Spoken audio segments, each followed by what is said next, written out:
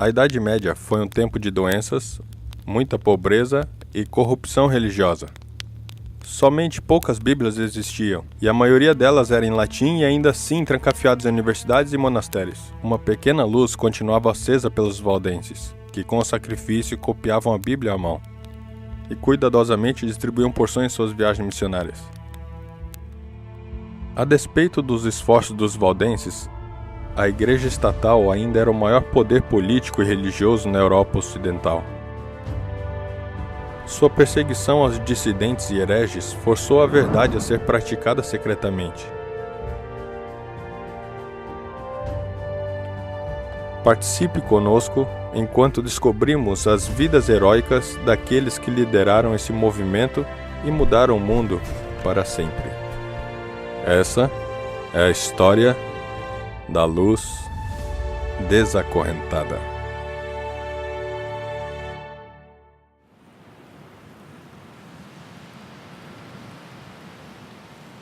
Foi durante essa hora escura que um homem entrou em cena, o qual anunciaria a manhã vindoura. Ele surgiu das beiras do Sagrado Império Romano, no país da Inglaterra. Seu nome? John Wycliffe. Quando ainda jovem, Wycliffe chegou à Universidade de Oxford para estudar teologia.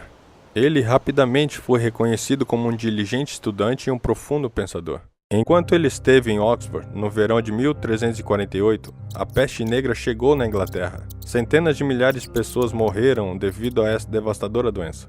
Carroças passavam todas as manhãs para recolher aqueles que haviam morrido durante a noite. Quando os cemitérios das igrejas enchiam, muitos eram jogados em grandes túmulos e enterrados rapidamente. Quase não se encontrava uma família que não houvesse perdido um ente querido com a praga. Wycliffe foi profundamente impactado pelo que viu.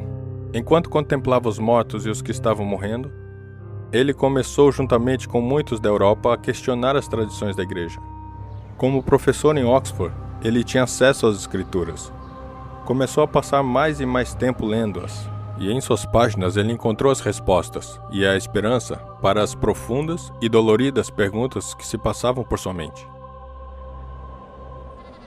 Enquanto as condições sociais da Inglaterra estavam se deteriorando, frades e monges andavam por todo o país pedindo dinheiro e comida. Apesar dos monges terem votos de pobreza, os monastérios não tinham e se tornaram muito, muito ricos. O abismo entre a igreja e as pessoas estava aumentando. Isto fez Wycliffe furioso. Tendo estudado profundamente as escrituras e os ensinamentos da igreja, ele encontrou enormes discrepâncias. Corajosamente começou a pregar e escrever contra qualquer prática não bíblica. Ele via penitências e indulgências como maneiras de manipular pessoas a doarem dinheiro. Rejeitou a ideia de que os homens deveriam confessar seus pecados a um padre e de que um homem poderia perdoar pecados. Baseado na Bíblia, ele denunciou muitas práticas religiosas da igreja estatal, incluindo o celibato, a autoridade do padre sobre Deus na missa, adoração de ídolos, peregrinações, venerações de santos e orações pelos e para os mortos. Quando a igreja disse ao monarca inglês que ele deveria pagar um imposto para a igreja, Wycliffe falou ao parlamento, argumentando eloquentemente que uma exigência como esta não estava em harmonia com a Bíblia. A influência de Wycliffe convenceu o rei a rejeitar as exigências financeiras do Papa, e isto tocou na fonte do dinheiro da igreja. Enfurecidos porque sua influência era maior do que a de Roma, a igreja provocou uma controvérsia contra ele e forçou a sair de Oxford. Ele se retirou a Letterworth, onde pastoreou esta congregação rural que está atrás de mim.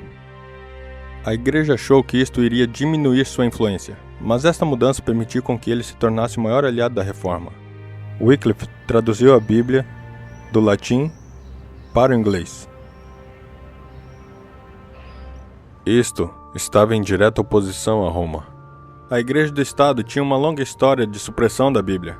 Em 1199, o Papa Inocêncio III decretou que a Bíblia não deveria estar na língua dos plebeus, mas os ignorantes não seriam capazes de interpretá-la corretamente. O Concílio de Toulouse, em 1229, condenou qualquer pessoa que traduzisse ou possuísse uma Bíblia. E poucos anos depois, em 1234, o Concílio de Tarragona decretou o seguinte: Ninguém deve possuir os livros do Antigo e Novo Testamento na língua comum. Se alguém os possuir, deverá entregá-los ao bispo local em 8 dias desse decreto, para serem queimados.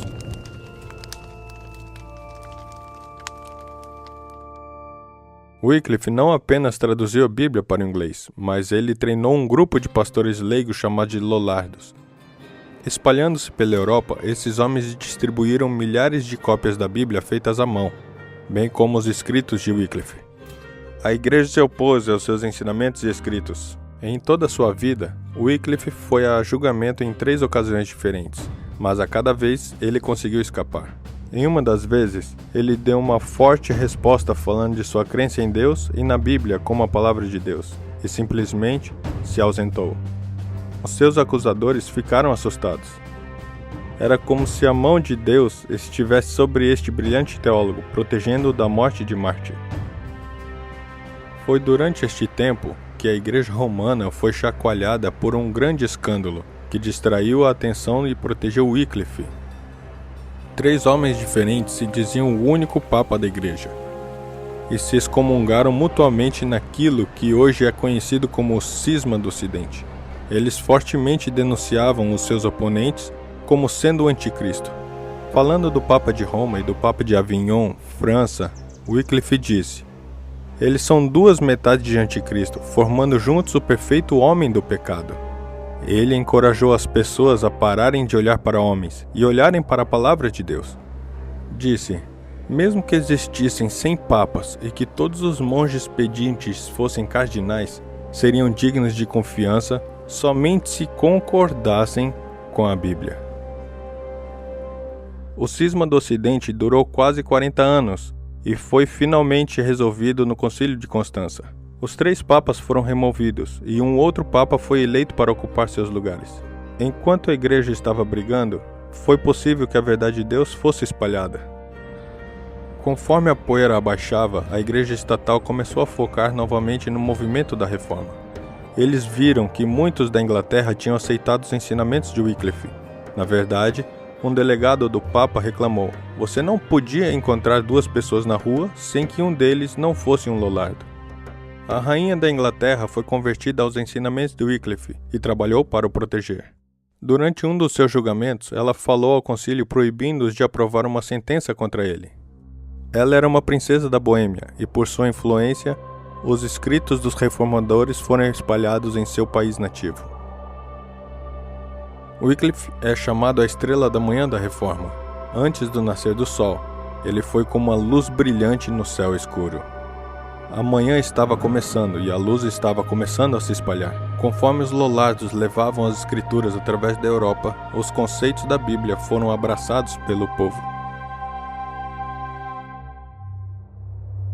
A Bíblia havia sido traduzida para a língua da Boêmia, mas com o tempo ela foi proibida. Em seu lugar, ignorância e crendices tomaram conta. Mas um murmúrio de mudança podia ser ouvido à distância. Jerônimo, ardoroso pregador e professor da Boêmia, veio para a Universidade de Oxford na Inglaterra para continuar seus estudos. Enquanto lá, ele entrou em contato com alguns panfletos feitos por Wycliffe. Enquanto os lia, ele ficou convencido de que isto era verdade. Copiando-os, ele os levou consigo para a Boêmia e mostrou para um professor, pelo nome John Huss. Huss recebeu seu nome devido à cidade que pertencia, Hussnick, ou Cidade do Cisne. Pelo seu comportamento e atitude gentil, ganhou a admiração de seus colegas da classe e professores. Ele graduou-se em 1396 e foi convidado a se tornar um membro da faculdade na Universidade em Praga. Nos anos seguintes, Huss e Jerônimo se tornaram bons amigos. Suas personalidades completavam um ao outro. Huss era ponderado, sábio e discernido, enquanto Jerônimo era zeloso, carismático e um orador muito poderoso. Jerônimo encorajou a Huss a ler os escritos de Wycliffe que ele havia trazido da Inglaterra. Huss ficou intrigado e concordou com o que estava lendo. Ele descobriu que os ensinamentos de Wycliffe eram apoiados pela Bíblia. Ele acreditou que a igreja podia ser beneficiada por esses novos ensinamentos descobertos na Bíblia. Em 1402, Hus foi escolhido para ser reitor da Capela de Belém em Praga. Foi nesta igreja que, semana após semana, ele pregou. Não em latim, mas na língua de seus membros. Milhares vinham para ouvir de um Salvador que os amava e se preocupava com eles pessoalmente. Do seu púlpito e da sua sala de aulas, a luz estava brilhando e alcançando muitos de Praga e da Boêmia, convertendo-os ao Evangelho de Jesus Cristo. O problema estava se desenvolvendo na Universidade de Praga. Johann Hübner, um professor, desafiou fortemente os 45 pontos dos ensinamentos de Wycliffe, incluindo que a Bíblia era a única base da doutrina cristã. Ele estava determinado a fazer com que os ensinamentos de Wycliffe fossem declarados heréticos. 3 anos depois, o Papa Inocêncio VII ordenou ao arcebispo de Praga que censurasse a leitura, o ensino e o estudo dos escritos de Wycliffe. Mas Hus tinha visto a luz da Bíblia brilhar através dos escritos de Wycliffe. Sentiu-se compelido a continuar compartilhando. Quando Hus começou a pregar as doutrinas reformadas, apenas 20 anos haviam se passado desde a morte de Wycliffe. As autoridades da igreja na Boêmia apelaram ao novo Papa, Alexandre V. Eles estavam aborrecidos com Hus por criticar a venda de indulgências para arrecadar fundos. Ele acusava a igreja de estar agindo com interesses egoístas. Não demorou muito, até que Roma respondesse. Em 1412, Hus recebeu uma carta demandando que ele viajasse até Roma para ser questionado em sua fé. Ele sabia que se fosse para Roma, seria torturado e morto. Não surpreendentemente, o fato de ele rejeitaria. Furioso por sua desobediência, o Papa pronunciou uma punição decisiva. Hus foi excomungado. Aos olhos da igreja, ele agora estava condenado a queimar no inferno por toda a eternidade. Para a mente medieval, isto era a coisa mais temida do que qualquer outra. Mas a mente de Hus havia sido encandecida pela palavra de Deus. Como poderia uma autoridade humana condenar alguém a queimar no inferno por obedecer a mandamentos divinos? A Bíblia era a sua única autoridade, e diante dela se prostraria. Sem temer um pedaço de papel, ele continuou a pregar todas as semanas. Milhares da cidade de Praga seguiram seu exemplo e enchiam a capela para ouvirem a palavra de Deus por si mesmos. Enquanto as pessoas da Boêmia aceitavam e espalhavam a nova luz, houve um despertamento para os princípios da graça e esperança. Os valdenses continuavam enviando jovens missionários dos seus vales para a Europa Central. E os lollardos da Inglaterra se juntaram a eles para espalhar a luz.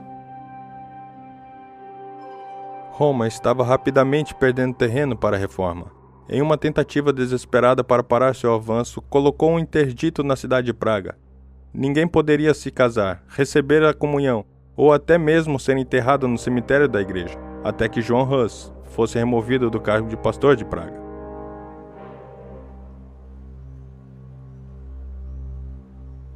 Para proteger as pessoas, Hus se retirou da cidade para continuar pregando e escrevendo da parte rural. Quando ele estava saindo, ele claramente disse que não acreditava mais em reis indecisos, papas hostis ou concílios ineficazes. Ele apelou diretamente a Jesus Cristo como seu juiz e a Bíblia como o fundamento de sua fé, desviando-se da estrutura e tradições da igreja medieval. Ele argumentava que somente Cristo é o cabeça da igreja e que o Papa, por ignorância e amor ao dinheiro, pode cometer muitos erros. É para seguir a Bíblia, mesmo que um Papa mande o contrário. Deve-se obedecer a Cristo. Para a reforma da Boêmia, este passo era monumental. Boêmia, como uma nação, estava aceitando uma nova autoridade, a Bíblia. A igreja romana entendeu que se eles tentassem forçar Hus a ir a Roma, seria fútil. Então eles pressionaram o imperador de Boêmia a lidar com a heresia. Hus foi chamado para ir a Constança, Alemanha, para responder às acusações contra ele.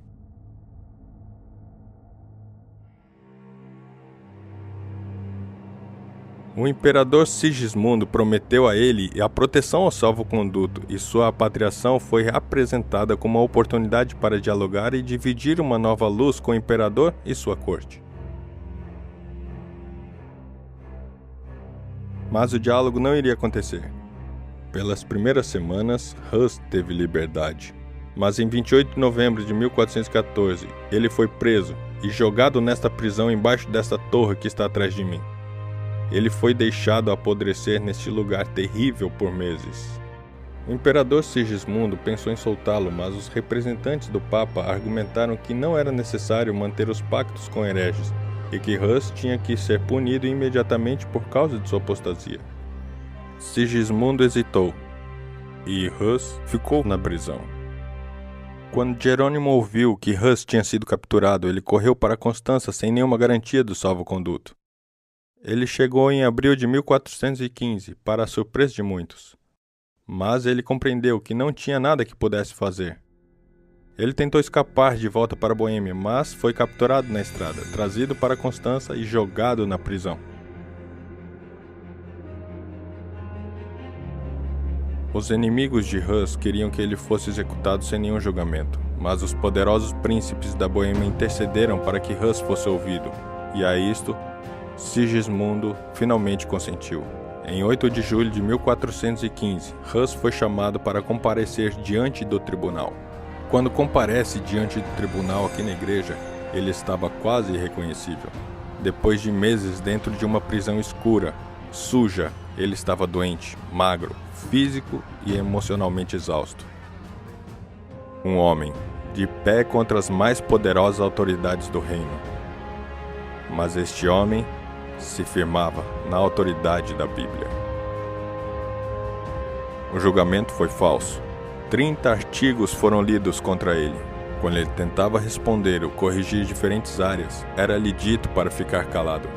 No final, a ele foi dada uma opção: renunciar seus ensinamentos e crenças ou morrer na estaca. Hus protestou em favor de sua inocência. Ele recusou a renunciar qualquer coisa até que lhe fosse mostrado claramente na Bíblia onde ele estava errado. Quando tentou falar, gritos altos ecoaram pelo salão tentando silenciá-lo. Com isso, Hus virou o olho diretamente a Sigismundo. Foi devido sua promessa de salvo-conduto que Hus tinha vindo. O rosto de Sigismundo ficou vermelho e virou em vergonha. Então, Hus foi condenado pelas autoridades da igreja em 6 de julho de 1415 e entregue às autoridades seculares para ser queimado. Sabendo que ele estava para morrer, Hus caiu de joelho e orou bem alto: Senhor Jesus Cristo, eu imploro, perdoe todos os meus inimigos e por tua grande misericórdia. Este lugar era um campo aberto, e aqui onde está esta pedra a estaca foi colocada. O marechal do imperador pediu a Hus uma última vez para se retratar. Hus recusou. Deus é a minha testemunha, ele respondeu, que a evidência contra mim é falsa. Eu nunca pensei nem preguei exceto com a intenção de libertar o homem, se possível, de seus pecados. Hoje, eu alegremente morrerei. O seu destino estava selado. Palha, madeira e gravetos foram colocados em volta do seu corpo. Páginas da própria Bíblia de Wycliffe que foram copiadas à mão foram arrancadas e usadas para começar as chamas. Conforme as chamas flamejantes subiam por seu corpo, ele cantava: Senhor, tenha misericórdia de mim, pecador. Ele podia ser ouvido recitando os salmos até que o fogo silenciou sua voz. Finalmente, um homem de Deus, cujo único desejo era salvar almas, havia morrido.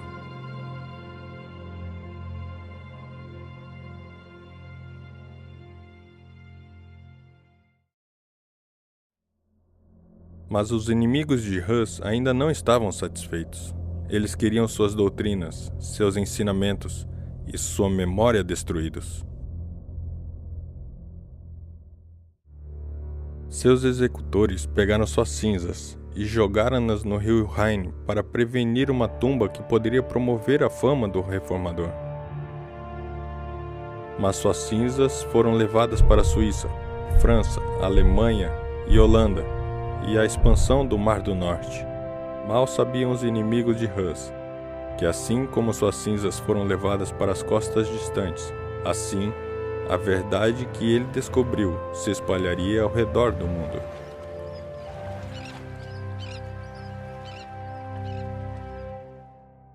A morte de Hus impactou Jerônimo profundamente, que ainda estava apodrecendo na prisão. Ele já havia sofrido imensamente e o pensamento de ser queimado vivo o aterrorizou. Com medo, renunciou suas crenças e prometeu seguir as doutrinas da igreja. Mas seus sofrimentos estavam longe de acabar, ele foi jogado de volta na prisão. Enquanto deitado em sua cela, sua consciência culpada o torturava. Como poderia ele ter negado ao seu Senhor? Como poderia ter ido contra os ensinamentos nos quais ele acreditava? Ele novamente foi levado perante o concílio, pressionado a renunciar suas crenças mais claramente. Mas Jerônimo havia mudado. Sua covardia tinha ido embora. Ele disse: "Vocês condenaram Wycliffe e João Hus, não por terem chacoalhado a doutrina da igreja, mas simplesmente porque eles expuseram os escândalos procedentes do clero, sua pompa, seu orgulho e todos os vícios do prelado e dos padres. As coisas que afirmaram e que são irrefutáveis, eu também afirmo." O concílio ficou furioso e condenou à morte.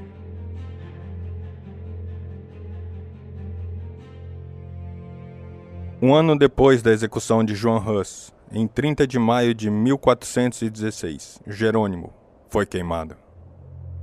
Ali, com suas mãos amarradas na estaca, com a madeira amontoada em volta de suas pernas, ele estava sem medo.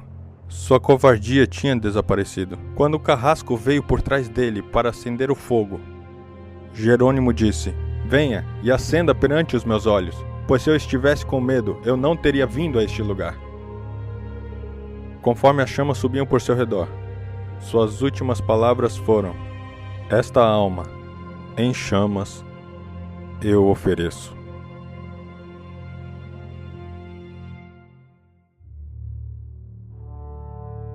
Os inimigos da Reforma estavam se preparando para exterminar do mapa tanto a Bíblia quanto seus seguidores. Os que estavam na Boêmia, com medo e consternação, receberam as novas das mortes de Hus e Jerônimo. Rumores estavam circulando de que o imperador Sigismundo estava juntando um enorme exército para lidar de uma vez por todas com aqueles que a igreja chamava de hereges. Em 1420, o Papa Martinho V decretou uma bula papal conclamando uma cruzada contra os seguidores de Wycliffe, os citas e todos os outros hereges na Boêmia. A igreja prometeu riquezas, aventuras e uma entrada garantida no céu para todos que lutassem ao seu lado. O medo encheu o coração do povo e eles pediram a Deus por um libertador. Eles não tiveram que esperar muito. Deus já estava movendo um homem. Seu nome era João Zisca. Como líder militar, poucos são como Zisca. Brilhante, corajoso e humilde. Ele está entre um grupo raro de generais que nunca perdeu uma batalha. Quando ele ouviu falar de um Deus pessoal que perdoava pecados através da fé em Jesus Cristo, ele se determinou a entregar sua vida a ele. Quando as forças se juntaram para exterminar a reforma em Praga, Zisca estava pronto para liderar o pequeno exército da Boêmia contra os invasores. Em 30 de junho de 1420, o rei Sigismundo, com mais de 80.000 participantes das cruzadas, chegou ao lado de fora das muralhas em Praga. Um mar de soldados, como fumaça, vindo para a destruição iminente, se espalharam em volta da cidade. Os cidadãos de Praga estavam aterrorizados. Eles eram muito menos em número, não eram treinados em guerra e possuíam poucas armas. Parecia que a reforma estava para acabar. Com intensa sinceridade, a cidade buscou ao Senhor por ajuda.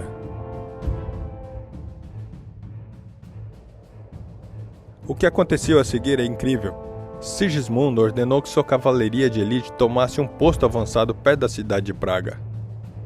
3.000 de sua cavalaria atravessaram o rio e foram em direção à muralha, que era guardada por 26 homens, 2 mulheres e uma criança pequena.